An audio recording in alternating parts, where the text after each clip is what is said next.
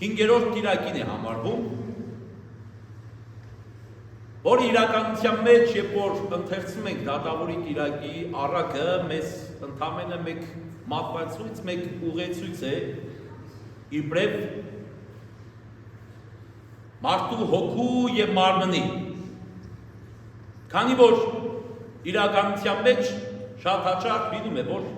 այս պահոց շրջանում հարց է տալիս, թե կոնկրետ այս կիրակի օրվա խորհուրդը կամ այն կիրակի օրվա խորհուրդը ինչ առնչություն ունի պահոց շրջանի հետ։ Ուրեմն այս կիրակին է, դատավորի կիրակին, երբ որ ընթերցում ենք, ինչ ենք տեսնում այնտեղ։ Ասում եմ մի դատավոր, մի քաղաքում, ով որ փորձում էր իր դատը իրականացնել անիրավ կերպով, մի այրիկին անընդհատ անհանգստացնում է նրան և ասում, որ խնդրում եմ քեզ իմ ոսողի դեմ իմ դատը տես։ Ասում է դատավորը ինչ պատասխան է տալիս, ասում է լինել այս քաղաքի մեջ մեծագույն մարդ, մեծագույն անձնավորություն, ասում է ոչ Աստծուց եմ վախենում, ոչ մարդկանցից եմ ամաչում, ասում է բայց որպեսզի այս կինը անընդհատ չգա ու ինձ չանհանգստացնի, ներվերը շուտի, ասում է զզվա արդեն այս կնոջ ձեռքը, կանգնի ես կնոջ դատը տեսնեմ, որ այլևս սրանից հետո չգա և ինձ չանհանգստացնի։ Եվ ասում է այսպես կատարվում է արդարությունը։ Իրականության մեջ ինչ կապ ունի այն պահոց շրջանի հետ։ Ամբողջ այսօրվա ընթերցվածքները, թե Փիլիփոսի ուղղված նամակի մեջ Պողոս Առաքյալի եւ թե ամբողջ ընթերցվածքները Փարիսեցու եւ Մաքսավորի աղոթքի մեջ Հիսուս Քրիստոսի ուրեմն հորդորը նախապատրաստումը մարդկության ֆիզիկական կյանքի վերաբերյալ ուրեմն ամբողջությամբ իրականության մեջ առնչվում է դատավորի այս առակի հետ։ Ուրեմն այսօրվա օրվա խորհուրդը ինքը իր մեջ պարփակում է մեկ ընդհանուր գաղափար՝ հոգու պայքար մարմնի դեմ։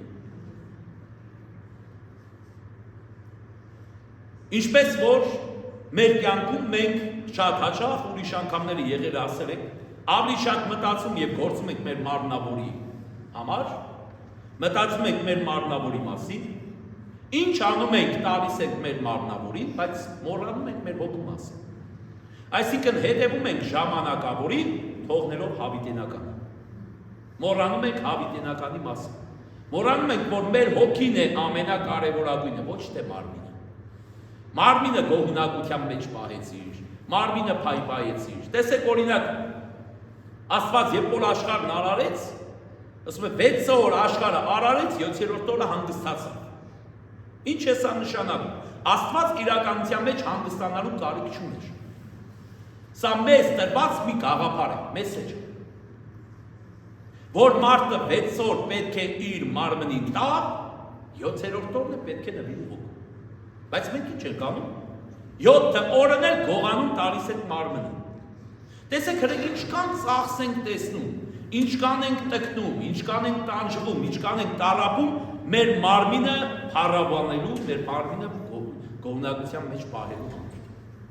Առավոտից իրիկուն աշխատում ենք ոչ թե մեր հոգու համար, այլ աշխատում ենք մեր մարմնի համար։ Այսպես է, թե այսպես չէ։ Աշխատում ենք, մարդկա 2 տեղ է աշխատում, մարդկա 3 տեղ է աշխատում, մարդկա գիշեր ցերեկ աշխատում է։ Մենք պայքարում ենք մեր մարմնի համար։ Կռիվ ենք վարում մեր մարմնի համար։ Երբ որ ինչ-որ մեկը մեր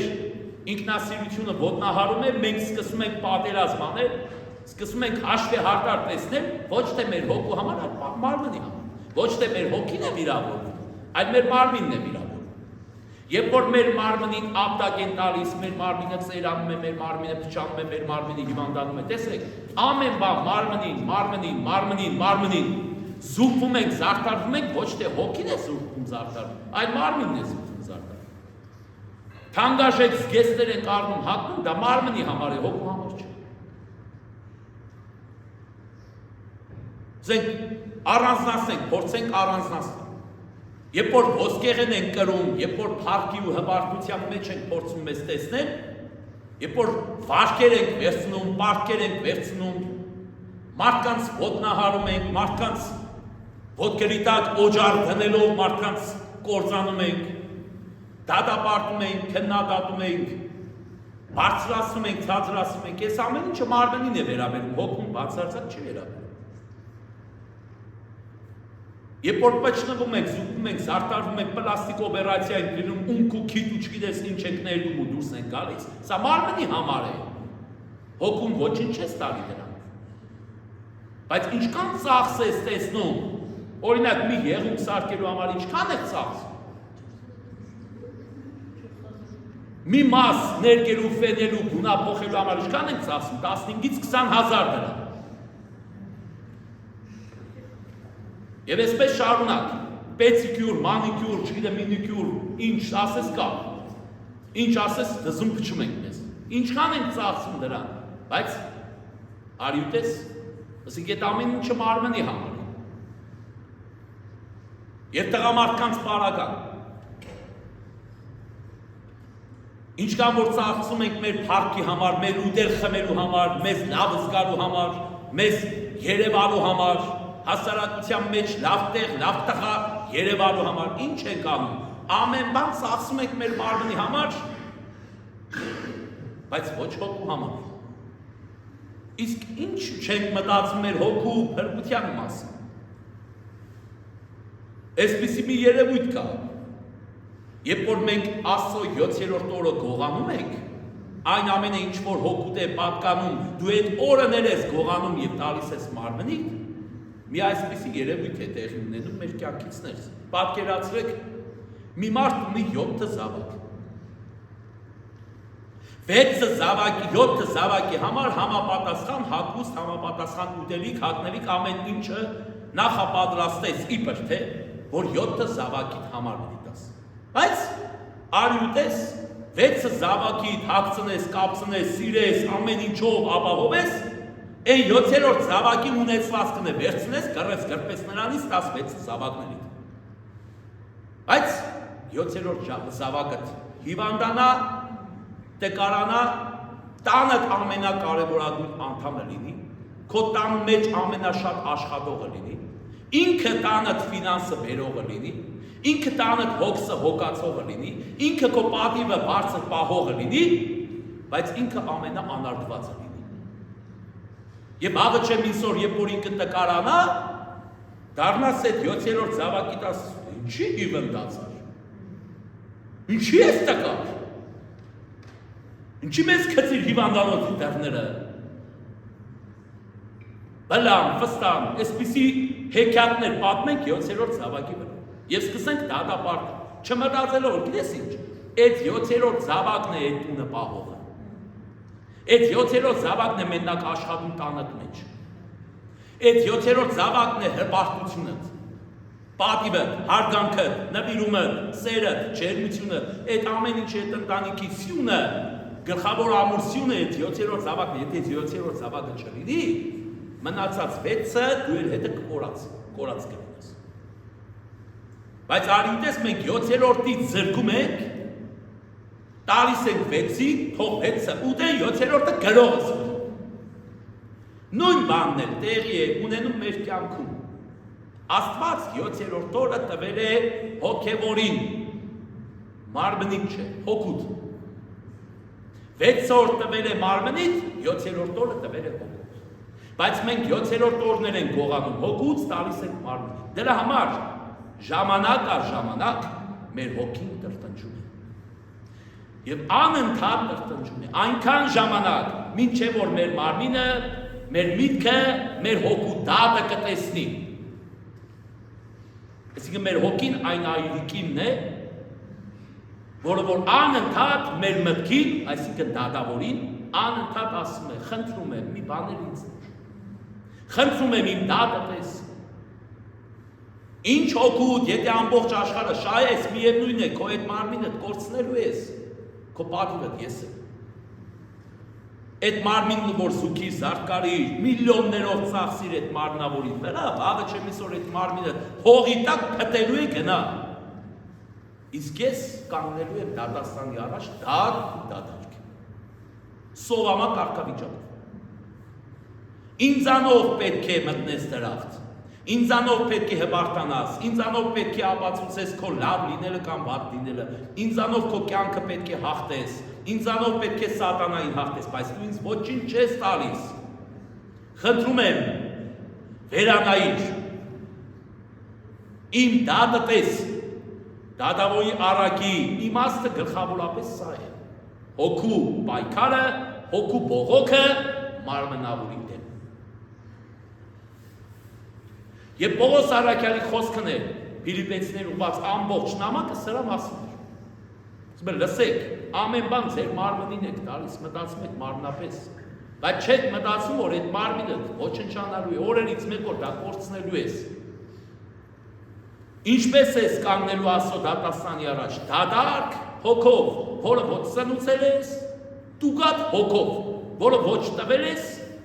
մենակ նրանից քաղել ես, նրանից կամել ես և վերցրել ես։ Եվ ասում է, երբ որ գա Աստծո դատաստանի օրը,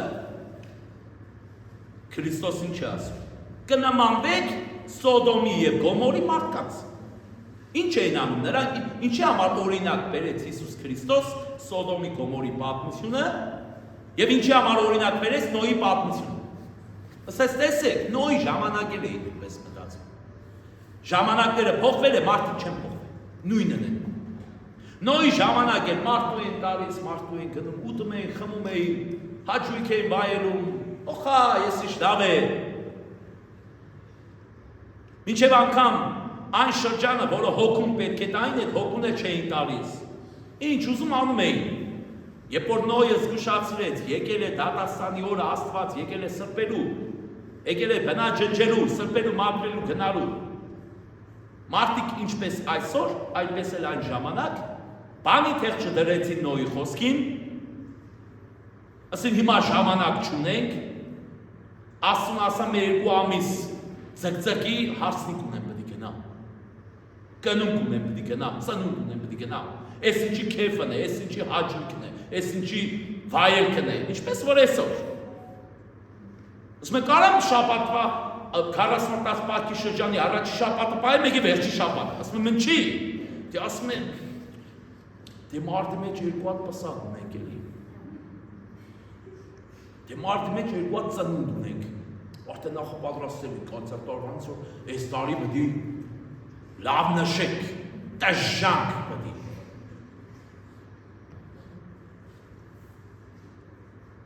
Բայց երբ որ գա դատաստանի օրը, այդ տժժացող մարդը կանգնելու է Տիրոջ առաջ, բերանը կյամած, ու ինչ պետք է պատասխան տա, ոչ մի բան։ Տժժացել եմ, Աստված է կասի, դե գնա ժարի տեղի կրակի մեջ սատանայի հետ մեկտեղ, ընդեղ կտժժաս, լավ կտժժաս, ենքան կտժժաս 1000 աստիճան ջերմաշանի տակ, լավ կճտչտաս, ժարիտ կլնես։ Ու ինչ ես պատասխան տալու այդ ժամանակ, ինչ պետք է կանգնես ասես, ես չգիտեի, գիտեի։ Ուղղակի արհամարեցին, ոնց որ Նոյի ժամանակ, չգիտեին ժողովուրդը, գիտեին, խեղճ Նոյը ընկավ դռնեդուր սաղին հերթով, դռները ծեծելով ասեց, հավաքվեք ժողովուրդ, ջրեղեղը սկսվելու է։ Այ մարդ, ես կնում քեֆի պետք է գնամ։ Ես երեխա ունեմ ամուսնացնելու։ Մեկն ասեց պետք է գնամ պատույտի, մեկն ասեց ես պետք է դաշտս խնձեմ, մեկն ասեց չգիտեմ ցորենս ցանեմ, ժամանակ չունեմ, գնա Աստծուց ասա մի ամիս ձգձգի մինչև տեսեք ինչ ենք անում։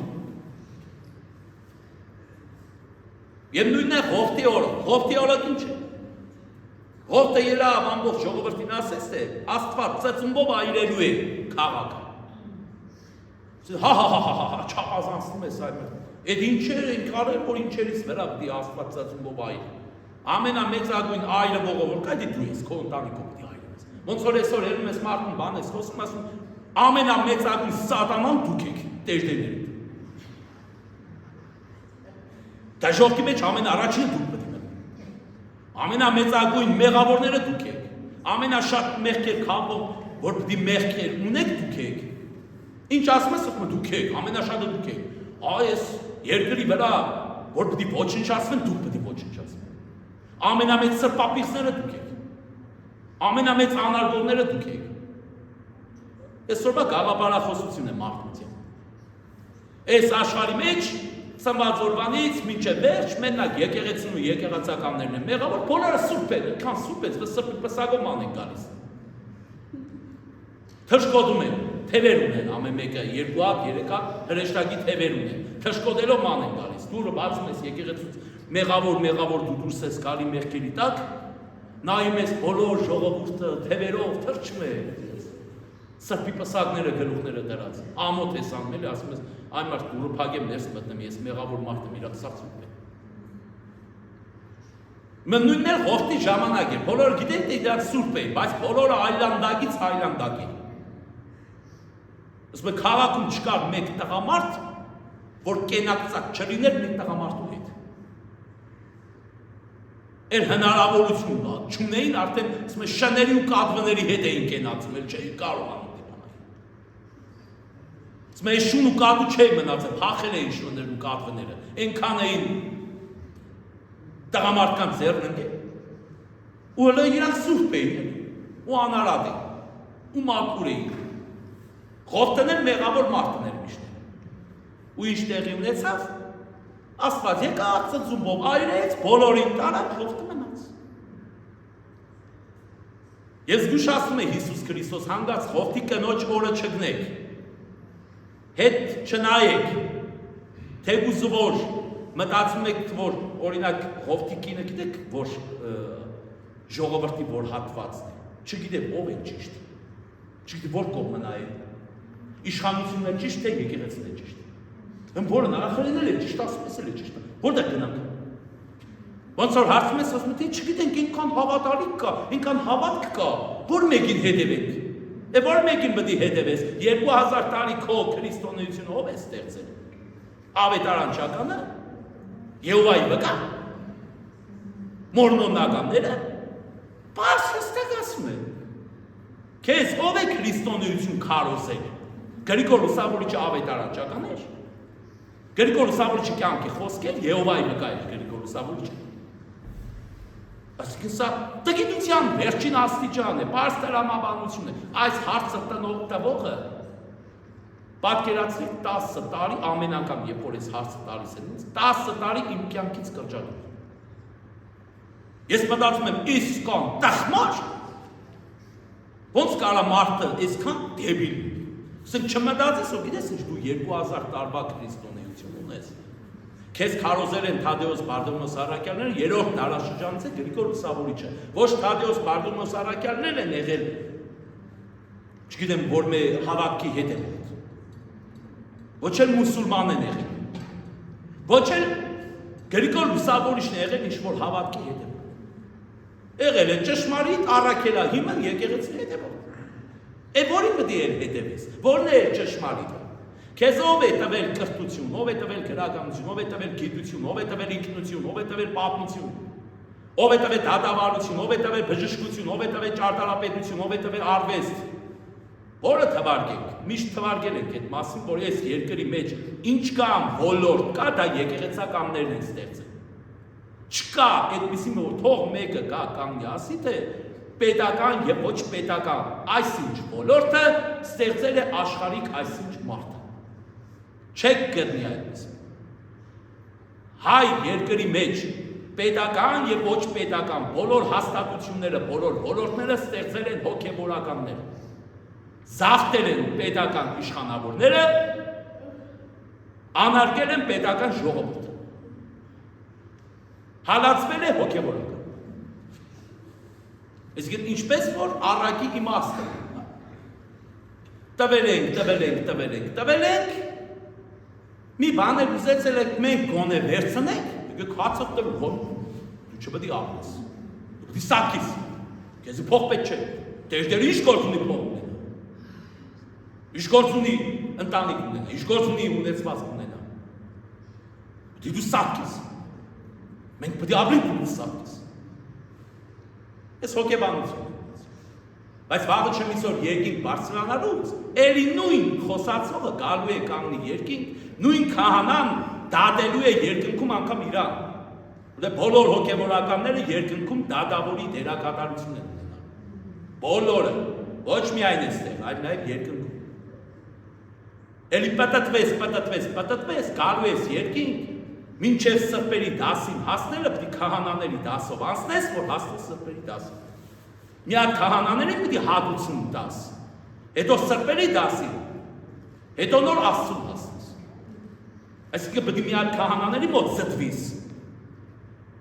մի հատ սրբերի մոտ պիտի զտվես, հետո նոր հասնես Աստծուն։ Պատկերացրեք, տագեր բան կմնա։ Բան չի։ Արդեն իսկ, երբ որ հասար երկինք, արդեն քահանան ընդեղ սպասելու է։ Մանավանդ այն քահանաները, ովքեր որ անարգվել, ստորացվել են քո կողմից։ Եվ իրենք անխղճորեն են դատելու, ինչպես ասում է Հովանու հայտնության մեջ, անխղճորեն։ Երկրի վրայի այդ խիղճը չի լինի։ Երկնքում անխղճորեն են դատելու։ Ուրեմն դրա համար դատավորի կիրակին չի ասում, մտածիր հոգու փրկության մասին։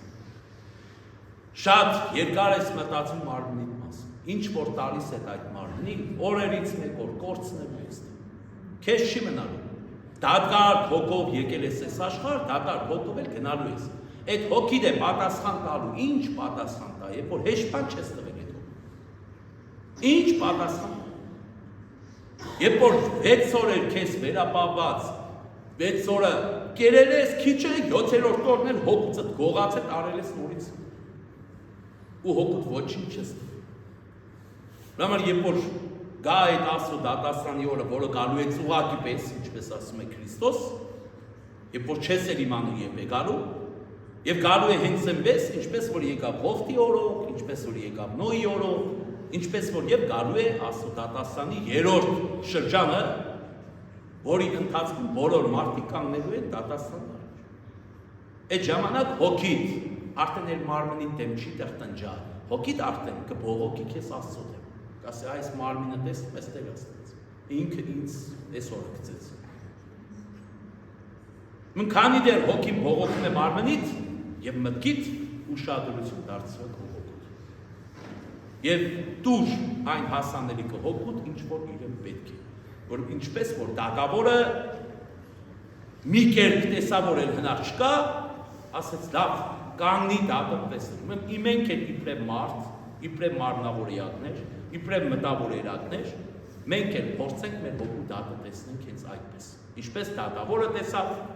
արի կնոջ դատը։ Ուրեմն թող Տիրոջ խաղաղությունը, պայծառ միտքը յուրաքանչյուրիս վրա լինի, մտածելու, գործելու ճիշտ, քայլելու ճիշտ, իբրև թե